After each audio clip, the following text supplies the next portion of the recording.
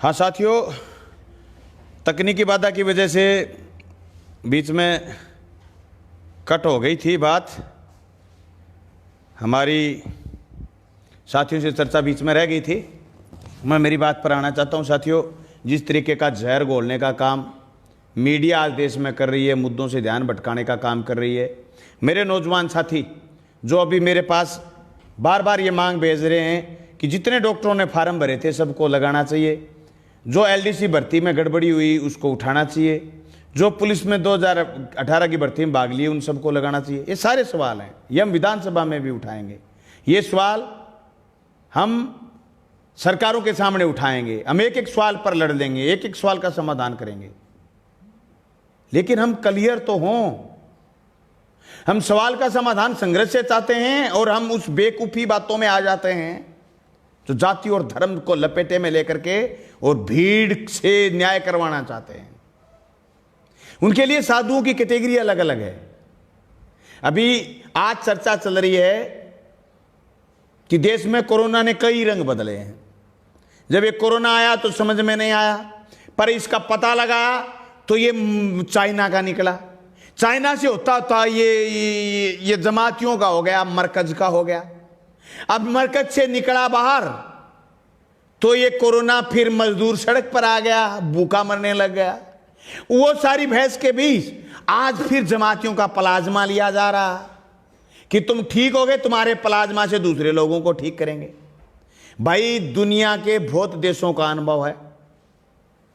Cuba एक ऐसा देश है जहां समाजवादी सरकार है। दोस्तों, वहां के डॉक्टर, जहां पॉपुलेशन 1.25 करोड़ है, वहां के डॉक्टर दुनिया में इलाज करने के लिए जा रहे हैं। दोस्तों, मैं तो एक बात कहना चाहता हूं नौजवान साथियों से जो मुझे सुन रहे हैं, भाई और बहन, छोटे जो किसान नौजवान सुन रहे हैं, भाई, ये दुनिया पूंजीवाद से नहीं चलेगी।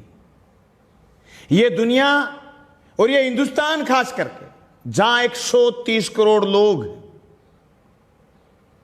ये पूंजीवाद से नहीं चलेगा। ये भारत के संविधान से चलेगा, संविधान के बताए प्रावधानों से चलेगा।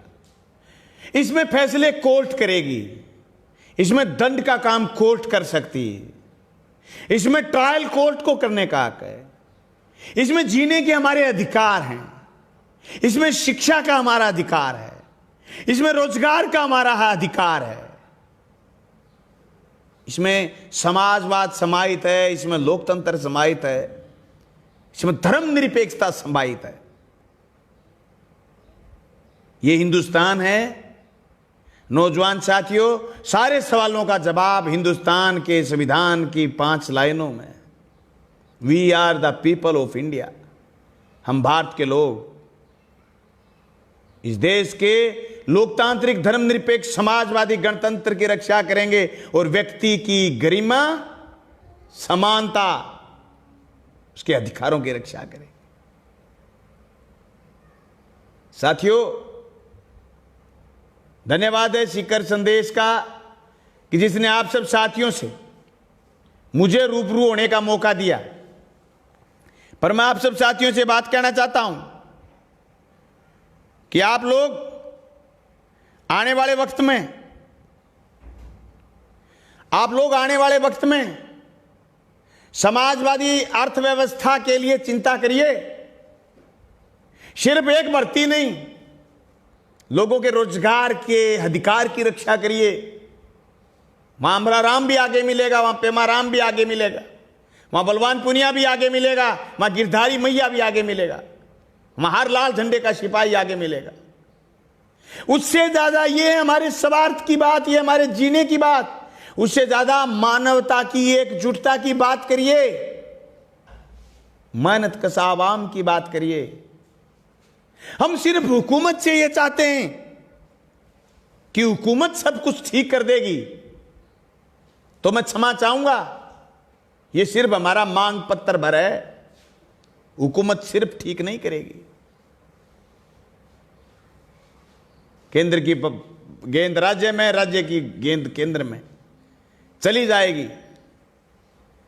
सिर्फ एमपी एमएलए कोटे से कुछ नहीं होगा, व्यवस्था परिवर्तन की लड़ाई लड़नी पड़ेगी, व्यवस्थाएं बदलनी पड़ेंगी। इस कोरोना ने 35 दिन में व्यवस्थाएं बदली। आप समझिए, इस वायरस के पीछे जो हमें एक इंडिकेट मिला, एक संदेश मिला, जीने के तौर तरीके बदले। यह हमारा असली अस्तित्व है, यह हमारी आदमी की औकात कि एक वायरस ने घर के भीतर घुसा दिया। जो वायरस सांप्रदायिकता का जहर हमारे जहन में घोला जा रहा है। सब्जी बेचने वाले से सब्जी नहीं लेंगे कि थूक के बेच रहा है। कोरोना वाला पानी में थूक रहा। जिसको कोरोना हो जाए उसको थूकने का टाइम नहीं मिलता मेरे भाई। डॉक्टरों ने बताया, मुझे तो हुआ नहीं, आपको भी न हो। डॉक्टरों ने बताया कि उसकी सांस फूल जाती है, थूकने का टाइम नहीं मिलता। बहकावे में मत आओ, षड्यंत्र में मत आओ। आज के हिंदुस्तान की हकीकत यह है कि हम बहुत ताकतवर लोग हैं। हम भगत सिंह की, सुखदेव राजगुरु की, हम चंद्रशेखर की, हम महात्मा गांधी की, उनकी पीढ़ियां संचार के साधन नहीं थे। नेताजी सुभाष चंद्र बोस ने आजाद हिंद फौज बनाई, हम उन फौजियों के वंशज लोग हैं। लेकिन आज जो जहर समाज में घोलने का काम किया जा रहा है, उस जहर के पीछे अगर आप हमसे ये सवाल करें कि आप कहां खड़े हैं, आपका राजनीतिक अस्तित्व क्या है, क्या आपकी पार्टी राजस्थान में राज करेगी? मैं तो कहता हूं जो पार्टियां राज कर रही हैं, क्या वो राज कर रही हैं? हमारी कहां चर्चा कर रहे हैं आप? जहां जाति का जहर घोला जा रहा हो, जहां ऊंच नीच का भेदभाव हो, वो हम मिटाने में अगर कामयाब नहीं हो तो हम राज में नहीं आ सकते। मैं स्पष्ट कह देना चाहता हूं, कम्युनिस्ट पार्टी इन परिस्थितियों में राज में नहीं आ सकती। यहां अमराराम पेमाराम चुनाव नहीं जीत सकते। यहां बलवान पूनिया, पवन दुग्गल और गिरधारी रिपीट न कर सकते हो, कोई बड़ी बात नहीं। पर ये हमारे लिए सौभाग्य की बात है कि हम किसान की बात करने की औकात रखते हैं। मेरे से साथियों ने सवाल किया कि जब आप सरकार के सामने किसान की बात करते हो, संपूर्ण कर्ज माफी की बात करते हो, जब आप किसान के सामने, सरकार के सामने किसानों की मांग उठाते हो और सरकार आपकी बात नहीं सुने, तो आप क्या करते हैं? मैंने मेरे इलाके की बात राजस्थान की विधानसभा में पानी की उठाई, सरकार ने नहीं सुनी। शाम के 7 बजे सरकार से जवाब लिया, विधानसभा की वेल में बैठे और विधानसभा संपन्न होने के बाद बैठ गया। मुझे जवाब मिला, मुझे पानी के लिए हिस्सा तय हो गया, तब मैं विधानसभा से बाहर आया। जब बात आई कुर्की की भूमि नीलामी की, मैं दावे के साथ कहता हूं, मेरे विधायक बनने के बाद मेरे विधानसभा क्षेत्र में किसी आदमी की भूमि नीलामी और कुर्की नहीं हुई। आज मेरे इलाके में गोंड मंडियां, गांव गांव में किसान का अनाज तोलने के लिए सरकार को मजबूर हम कर रहे हैं, हमारी बात मनवा रहे हैं। 13 गोंड मंडियां स्थापित हुई। आज उनमें खरीद की बात शुरू होगी, कल उनमें दूसरी सुविधाएं भी हम पैदा करेंगे, सरकार से निरंतर लड़ाई लड़ करके। मैंने विधानसभा में बात रखी थी कि किसान का एक एक दाना सरकार तुलवाए। 25 क्विंटल से सरकार ने अभी तक 40 क्विंटल किया है सरसों और चना का। गेहूं जितनी पैदा हो रही है उतनी समर्थन मूल्य पर तोली जा रही है। मैं कहता हूं आने वाले वक्त में एक एक दाना जब तक किसान का सरकार नहीं तोलेगी तब तक हमारी जंग जारी रहेगी। किसान की संपूर्ण कर्ज मुक्ति, हमने खुल करके राजस्थान की विधानसभा में कहा कि आखिर किसान के कर्ज चढ़ाई क्यों? कर्ज चढ़ने की सबसे बड़ी वजह ही क्या थी? दोस्तों, बातें बहुत लंबी, बहुत बातें हम कर सकते हैं, लेकिन आप सब साथियों की वक्त की नजाकत को देखते हुए मैं तो यही बात कहना चाहूंगा कि जो अमीर और गरीब के बीच खाई हिंदुस्तान में बढ़ रही है, दुनिया के सारे संसाधन फीके पड़ गए, सबकी आय घट गई, लेकिन आज भी इस लॉकडाउन के अंदर भी एशिया का सबसे बड़ा पूंजीपति बनकर के, सबसे बड़ा मालदार आदमी बनकर के अंबानी उभरा। आज कर्मचारियों के अनाउंस रोक दिए गए, तनख्वाहें काट ली गई केंद्र और राज्य सरकार की, छोटे से लेकर के बड़े कर्मचारी तक की।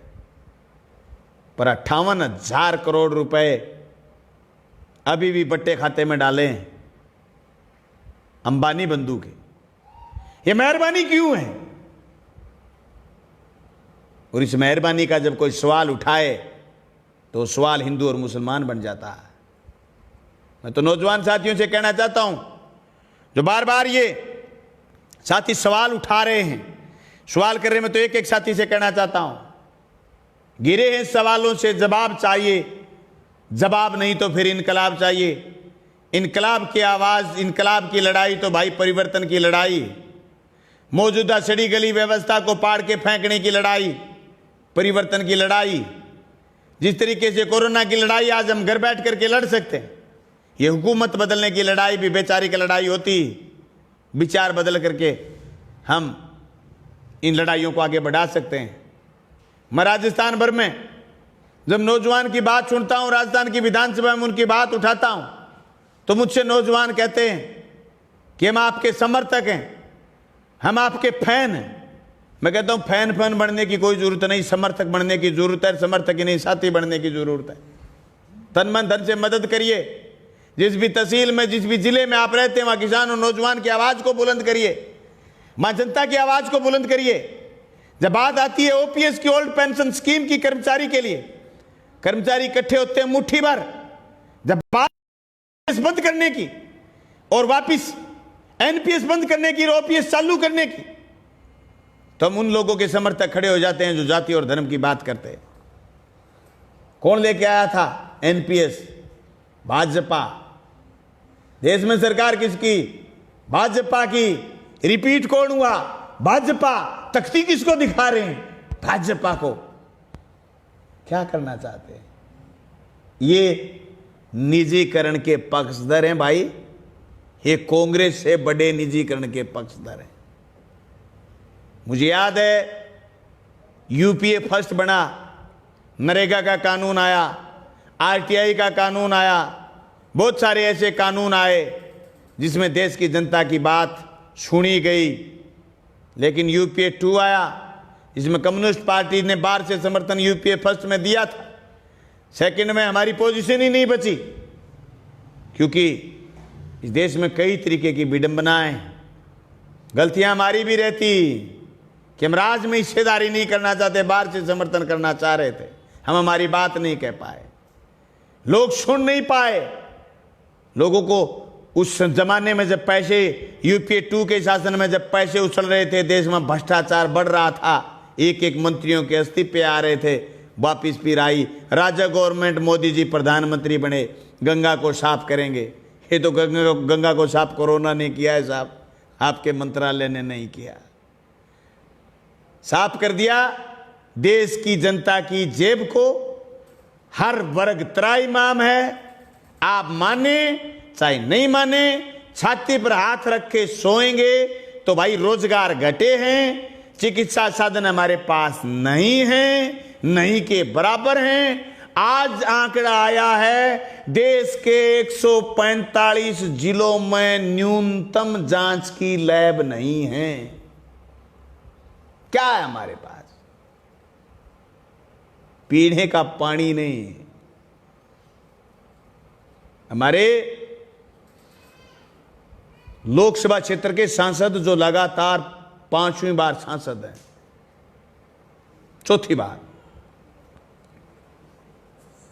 उनके गांव में पीने का पानी नहीं। मैं जिस विधायक को मैंने हराया था उसके गांव में पीने के पानी की व्यवस्था हमने की, एमएलए कोटे से 36 लाख देकर। क्या है ये व्यवस्था? ये कड़वी सच्चाई है। हम 70 साल बाद भी आज खेल रहे हैं। मैं राजस्थान की सरकार से मांग करूंगा, लिखित में चिट्ठी भी भेजूंगा कि हम एमएलए कोटा चिकित्सा पर खर्च करना चाहते हैं, इसमें कोई दो राय नहीं, लेकिन मैं उसके साथ साथ पेयजल बराबर रखना चाहते हैं। पेयजल पर भी काम करेंगे। शुद्ध पेयजल मिलेगा लोगों को तो शरीर स्वस्थ रहेगा, यह भी एक चिकित्सा का हिस्सा। मैं मेरे तमाम साथी जो मुझसे मांग कर रहे हैं, मैं सब साथियों से कहना चाहता हूं कि उनकी एक एक बात राजस्थान की विधानसभा में उठाएंगे। साथियों, अभी एक साथी कह रहे हैं कि पंचायत में सरकार ने 50,000 रुपए नहीं दिए, 50,000 रुपए खर्च करने की खुली दी, जो एसएफसी का पैसा आया हुआ था। अरे दिया कुछ भी नहीं, किसी ने दिया कुछ भी नहीं, जबानी जमा खर्च है।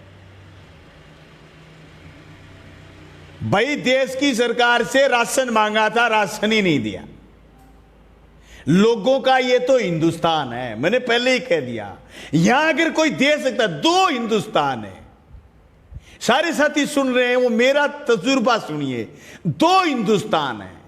एक हिंदुस्तान तो वो है जो संकट के समय आकर के खड़ा हो जाता है मदद में,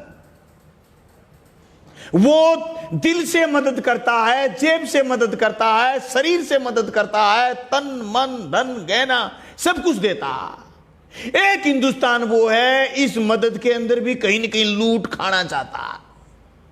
अब बताओ, मैंने सोने की अंगूठी दे दी, पेट में दर्द हो गया कई लोगों। अरे दे दी, मेरे पास थी यार, क्या बड़ी बात है। अब कह रहे कि एमएलए के पास पर अंगूठी जितने पैसे नहीं होते। अंगूठी का कोई मोल है क्या? मेरी अंगूठी का मोल है। अरे ससुराल में मिलती है अंगूठी, कोई मोल नहीं है। एक एक गांव में 100 150 मोल घूम रहे हैं, अंगूठी का मोल लगाना चाहते हो। इसका संदेश यह था कि मेरी प्यारी से प्यारी चीज कुर्बान है सत्ता को, कोरोना से लोगों को बचाने के लिए। कोई मोल नहीं। रही बात ये कि एमएलए के पास पैसे, तो मैं कम्युनिस्ट पार्टी का एमएलए हूं, मेरी तनख्वाह 1,42,000 है, मुझे 45,000 रुपए तेल के पेटे मिलते हैं। भाई मैं 2 नंबर की कमाई नहीं करता, 3 दफ्तर चलते हैं, जयपुर में, भादरा में और घर में खर्च हो जाते हैं। जेब नहीं पाड़ते हम। थाने में तहसील में कमीशन नहीं है हमारा, खान नहीं चलती हमारी। मैं तो एक छोटे से किसान का टाबर हूं। लोगों ने वोट दिया संघर्ष के बल पर, मैं रात दिन लगाऊं ना विधानसभा में। ये लॉकडाउन के अंदर अंदर का अर्थवर्क है मेरा। ये मैंने चिट्ठियां लिखी। ये मेरे विधानसभा क्षेत्र के हजारों हजार लोग जो फंसे बैठे हैं पूरे हिंदुस्तान में, पूरे हिंदुस्तान में फंसे बैठे हैं। दिख नहीं रहे? अरे कैमरे को ठीक कर भाई, इधर कर, इधर कर। पूरे हिंदुस्तान में जो मेरे किसान नौजवान बैठे हैं, उनका अर्थवर्क तैयार किया हमने हाथ से, सरकार को यह देने के लिए कि ये हमारे लोग बाहर बैठे, इनको लेके आइए। ये प्रतिबद्धता है हमारी।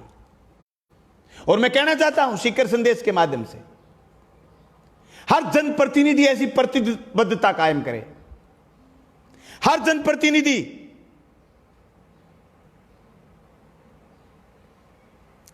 मेरे साथी पेमाराम जो एमएलए धोद से रहे हैं, एक बार एमएलए रहे हैं, किसान सभा के प्रदेश अध्यक्ष, एक बार एमएलए रहा हुआ आदमी उन व्यवस्थाओं में जिनका मैं नाम लेना नहीं चाहता, तुम जानते हो। खेत में काम नहीं करता, सादा नहीं रहता, उसके पास संसाधन हो जाते हैं, कहां से आ जाते हैं तुम जानते हो। पर ये कम्युनिस्ट पार्टी में नहीं है।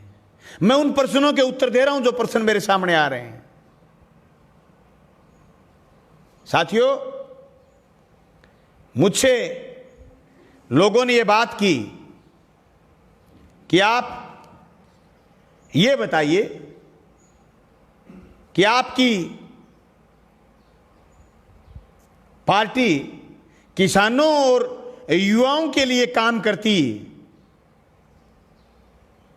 तो फिर आप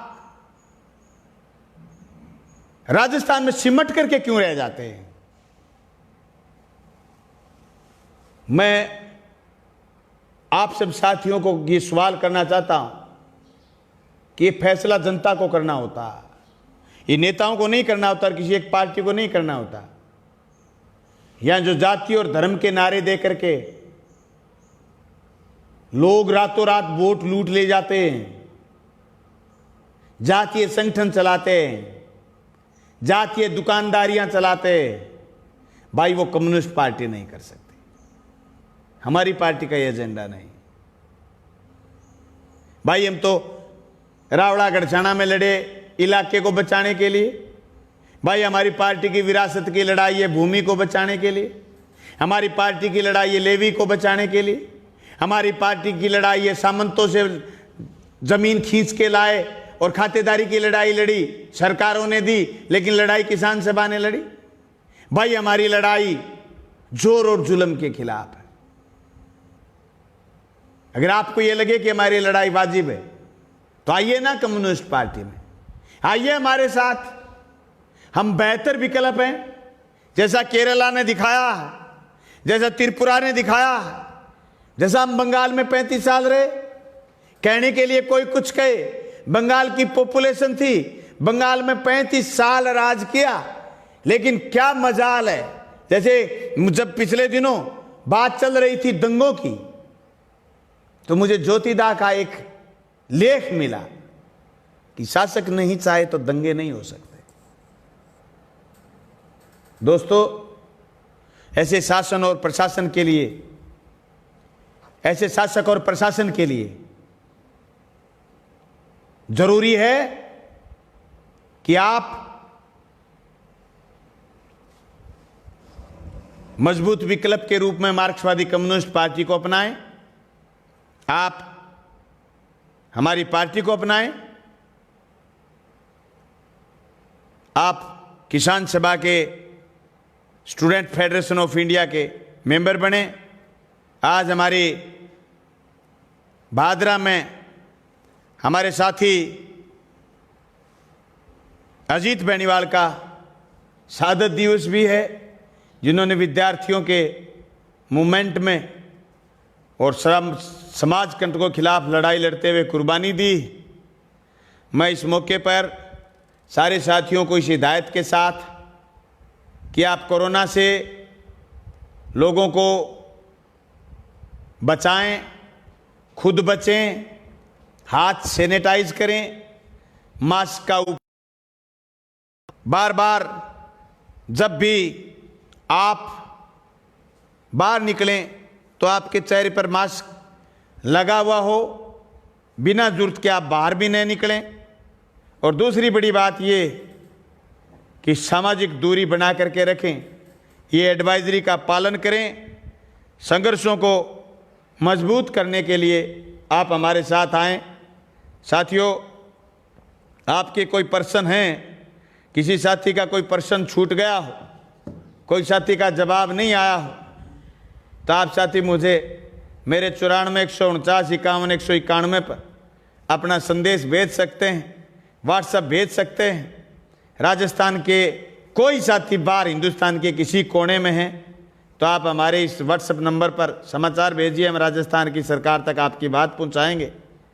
दुनिया के किसी कोने में तो हम भारत सरकार तक आपकी बात पहुंचाने के लिए राजस्थान सरकार को लिखेंगे। किसानों की, जनता की लड़ाई को आगे बढ़ाने का हम संकल्प दोहराते हैं। मैं तो आप सभी साथियों से ये हाथ जोड़ करके निवेदन करना चाहता हूँ कि इस देश के संविधान को मानो, एकजुटता की बात को आगे बढ़ाओ। हमारे पुरखे जो आज़ादी की लड़ाई लड़के गए थे, जिन्होंने कुर्बानियाँ दी थी, उनकी बातों को याद करो भाई। ये वक्त हिंदू मुसलमान करने का नहीं, ये वक्त मंदिर मस्जिद करने का नहीं, ये तो आपकी आस्था के सवाल हैं। आज इस तरीके से घर में बैठे हैं और भगवान खुश हो रहा है, आने वाले दिनों में भी ऐसे ही हो सकता है। ढोंग करने की ज़रूरत नहीं है, ढोंग से देश आगे नहीं बढ़ेगा। देश तो भाई वैज्ञानिक बात करने से, तर्कपूर्ण बात करने से आगे बढ़ेगा। ये मेरी राय है, आप मानो। जो जो लोग मुझे नेता मानते हैं, जो जो हमारे संघर्षों को पसंद करते हैं, वो लोग तन मन धन से मदद करके, पाई पाई कतरा कतरा करके इन संघर्षों को मजबूत करने का काम करेंगे। भाई मैं एक एक साथी की बात इस लाइव में नहीं बोल सकता कि आपकी ये मांग और आपकी ये मांग। मैं तो एक एक बात आपकी राजस्थान की सरकार तक न सिर्फ उठाऊंगा, पूरी करवाने का प्रयास करूंगा। और जो जो सरकारी चिकित्सा में भर्ती की बात है, मैं तो कहता हूं सरकार को जितने भी एएनएम जीएनएम ट्रेंड लड़के लड़कियां डॉक्टर हैं सबको लगा देना चाहिए, ताकि कोरोना ही नहीं, देश में कोई बीमारी तो लोग बचे ही नहीं। स्वस्थ चित्त स्वस्थ मन के लोग होंगे तो देश आगे बढ़ेगा। आप सब साथियों को बहुत बहुत धन्यवाद। इनकलाब।